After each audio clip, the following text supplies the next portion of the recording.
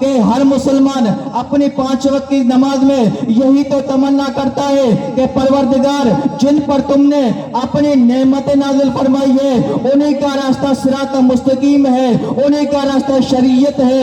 تو اب قرآن مجید سے یہی پوچھ لو نا کہ یہ نعمت کہاں آئی، یہ نعمت کس جگہ آئی، یہ نعمت کس گھرانے پر آئی؟ تو جو ہے ناظرین محترم، یہ نعمت کہاں آئی، کس جگہ آئی؟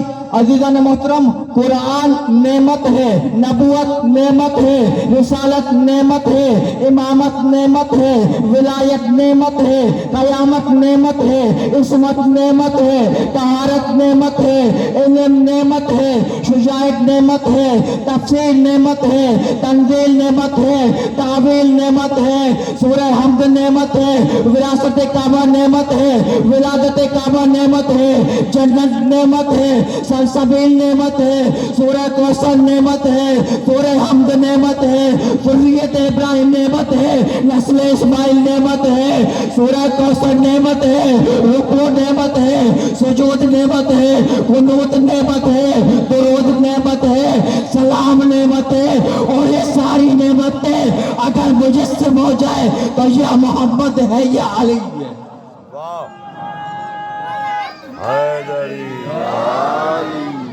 ماشاءاللہ تو ماشاءاللہ چہنا عزیزان محترم، ماشاءاللہ یہ ساری نعمتیں اگر مجسم ہو جائیں تو یا محمد ہے یا علی ہے۔ نبوت نعمت ہے، نبوت جب اپنے حد کمال کی منزل پر پہنچی تو محمد مصطفیٰ کی صورت میں سامنے آئی۔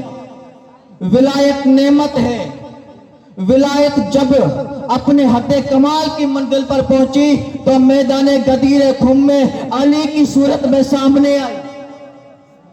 اور یاد رکھو، جب تک نعمت ولایت علی کا اعلان نہیں ہوا اس وقت نہ دین مکمل ہوا، نہ اللہ راضی ہوا، نہ نعمت تمام ہوئی۔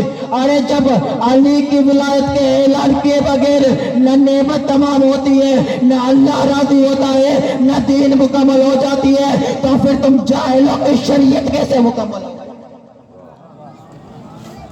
توجہ ہے نا عزیزان محترم، یعنی اللہ تک کے پہنچنے کے راستے کو شریعت کہتے ہیں، رسول تک کے پہنچنے کے راستے کو شریعت کہتے ہیں، دین کے راستے کو شریعت کہتے ہیں، خدا کے راستے کو شریعت کہتے ہیں، تقوی کے راستے کو شریعت کہتے ہیں، پرہیزگاری کے راستے کو شریعت کہتے ہیں۔ اور یاد رکھو، شریعت بادشاہوں کے دربار میں پروان نہیں چڑھتی، شریعت بنی امیہ کے خاندان پر نازل نہیں ہوئی، شریعت بنی عباس کے خاندان پر نازل نہیں ہوئی، شریعت وہاں آئی جہاں طہارت آئی، شریعت وہاں آئی جہاں عصمت آئی، شریعت وہاں آئی جہاں آیت آئی۔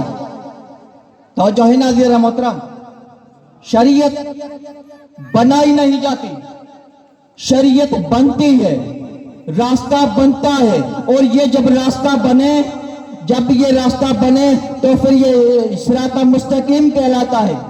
اور یہ صراط مستقیم ہے کیا؟ جس کی تمنا ہر مسلمان اپنی 5 وقت کی نماز میں کرتا ہے کہ پروردگار ہمیں اس راستے پر چلا۔ تو عزیزان محترم، دنیا اسلام کے سارے اسکالر، سارے مولوی، سارے فتوے، سارے فقیہ، سارے عالم اکٹھے کریں مگر کوئی یہ ثابت نہیں کر سکتا کہ صراط مستقیم کسے کہتے ہیں۔ عزیزان محترم، صراط مستقیم نہ سیدھے راستے کو کہتے ہیں، صراط مستقیم نہ اسٹریٹ لائن کو کہتے ہیں، صراط مستقیم نہ مکے کے راستے کو کہتے ہیں، صراط مستقیم نہ سعودی عرب کے راستے کو کہتے ہیں، صراط مستقیم نہ مدینے کے راستے کو کہتے ہیں۔ اگر سعودی عرب کا راستہ صراط مستقیم ہوتا تو پھر کیا سارے امریکی صراط مستقیم بنا گئے؟